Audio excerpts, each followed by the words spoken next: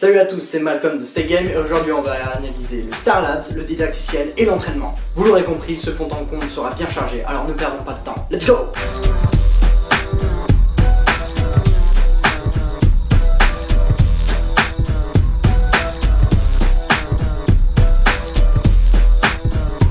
Le didacticiel ou tutoriel pour les intimes d'Injustice se présente au tout début de l'ouverture du jeu, avant vos premières bastons. Étant expérimenté, je l'ai fait en ayant en tête que c'est pour les débutants avant tout. Les 3/4 du didacticiel sont simples d'utilisation, plutôt rapides et pas trop chiants. Quelquefois il sera un peu frustrant, mais nulle crainte, vous pourrez passer l'action demandée.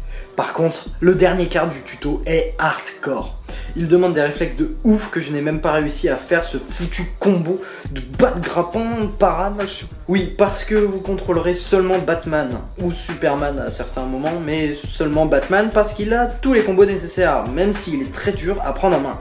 Je pense qu'un débutant inexpérimenté n'y arriverait pas, et rage quitterait. Comme moi, à mes débuts.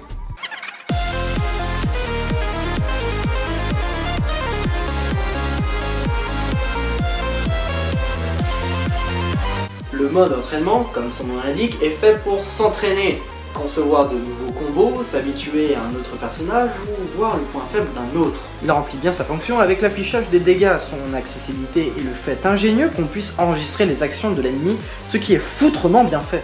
Le seul truc ultra relou, c'est que lorsque l'on veut tester des combos avec un personnage réel et que sa barre de pouvoir est pleine, il utilisera toujours son foutu super coup ou déclenchera encore un putain de choc. À part ça, le mode entraînement est bien utile.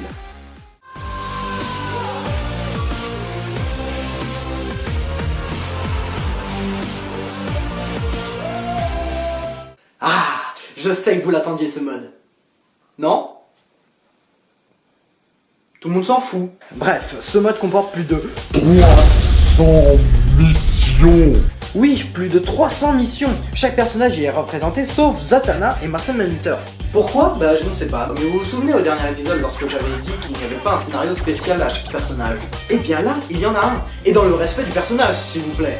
Il y a un scénario pour chaque personnage, avec pour chaque perso une dizaine de missions qui ont tous une continuité entre elles. Bon j'avoue, des fois c'est du what the fuck. Des fois on sait pas pourquoi, mais tu dois affronter machin pour récupérer un truc qui ne te servira jamais. Bref, l'avantage c'est que ce n'est pas que des combats, non, c'est des centaines de gameplays différents. C'est vrai qu'entre toutes ces missions, il y en a des à chier sa race, ou d'autres qui sont répétés, mais pas avec les mêmes personnages, comme Luthor et Sinestro dans la mission des mines.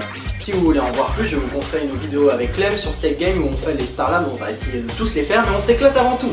Ce mode Star Labs est doté d'un système de réussite. En plus de devoir réussir la mission, des objectifs supplémentaires vous sont proposés pour avoir les 3 étoiles.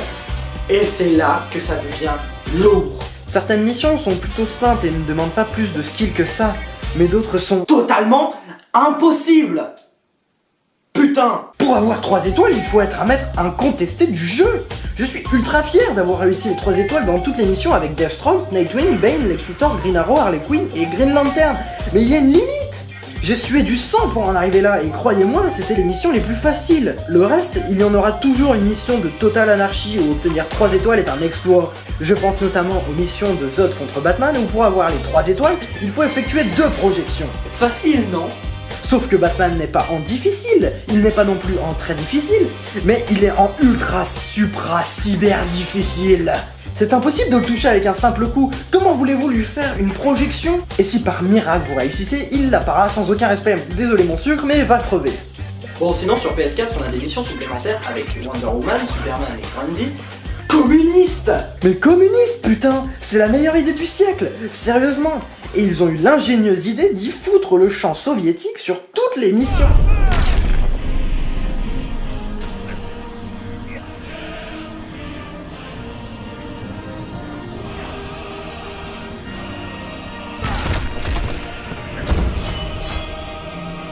C'est exactement ce qui manquait au jeu du décalé et de l'absurde. Les missions ont aucun sens, mais sont délirantes et m'ont fait pleurer de rire. En gros, les missions Red Son, c'est cool. Bon, pour résumer sur ce mode Star Labs, c'est un mode bourré de missions et de diversification. Divertissant, vous passerez plusieurs heures avant de tester toutes les missions, et cela vous apportera un entraînement intensif à Injustice. Sinon, nous, on se retrouve dans une prochaine vidéo du fond en comble. Salut!